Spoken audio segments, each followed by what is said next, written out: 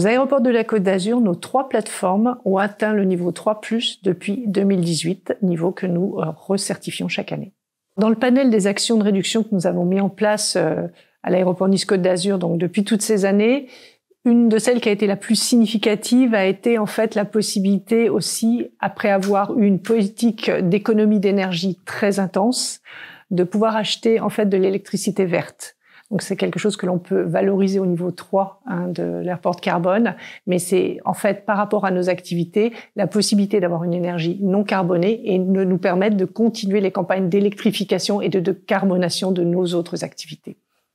Alors, on a mis en place aussi d'autres actions qui sont des actions qu'on doit retrouver sur tous les aéroports, qui peuvent être utilisées à tout niveau de l'airport carbone. C'est tout ce qui est relamping. En fait, souvent dans nos aéroports, on avait des éclairages qui n'étaient pas forcément très efficaces, très efficients. Et pouvoir passer à de la LED et à d'autres systèmes beaucoup moins énergivores est vraiment une action que tous les aéroports peuvent mettre en place, parce qu'en plus là, ils vont s'y retrouver et d'un point de vue énergétique et d'un point de vue consommation et donc d'un point de vue économique. Les principales difficultés opérationnelles que nous avons rencontrées, c'est l'acceptation en fait de la réalité de changer certaines technologies. Ça a été par exemple pour passer à des véhicules électriques toujours et la même question de l'autonomie. Est-ce que ça va suffire? Est-ce que je vais pouvoir me recharger? Donc ça c'est un grand classique et je pense qu'on se trouvera tous confrontés d'une manière ou d'une autre. Ce sont des modifications de comportement et d'habitude. Donc ça on ne peut pas y échapper, mais on a des réponses. En fait c'est des modifications d'habitude.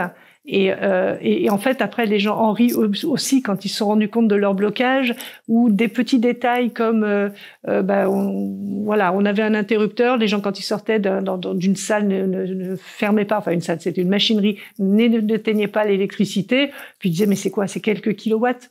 En fait, oui, mais regarde, quelques kilowatts là, plus quelques kilowatts là. Et en fait, c'est vraiment cette mise en perspective des efforts. Ça devient de l'anecdote. Au début, c'est pas une anecdote, mais après, ça en devient une parce qu'on se rend compte que ces petits gestes, il n'y a pas que des grandes avancées, ces petits gestes nous font avancer et nous permettent de réduire. Et puis après, c'est aussi la difficulté opérationnelle et surtout dans le fait de penser différemment par rapport à une expertise acquise. Et ça, je parle beaucoup des gens qui travaillent au niveau de la technique, qui sont souvent des experts en aéroportuaire et en techniques aéroportuaires, donc ils maîtrisent leur sujet.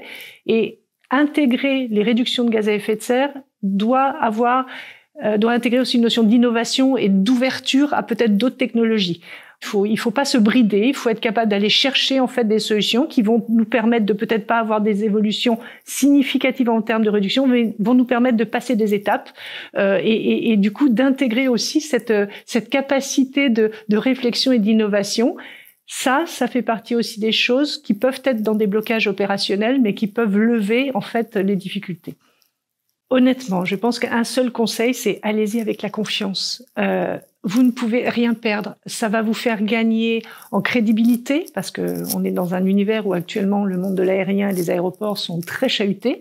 Donc on a vraiment besoin de se réancrer par rapport à cette crise du changement climatique. Et puis vous allez voir, ça ne va faire que mettre en perspective les savoir-faire déjà existants en leur ouvrant l'esprit souvent sur d'autres possibilités auxquelles ils ne pensaient pas ou parce qu'on a l'habitude de faire et de bien faire et de faire vite, mais surtout allez-y en confiance. C'est vraiment une belle opportunité pour arriver à peut-être mettre en place une gestion différente, qu'elle soit opérationnelle ou technologique. Et ça, c'est quand même très, très agréable de se dire que aussi dans ce domaine-là, parce qu'on parle beaucoup des avions, mais au niveau des aéroports, on peut faire aussi de belles choses.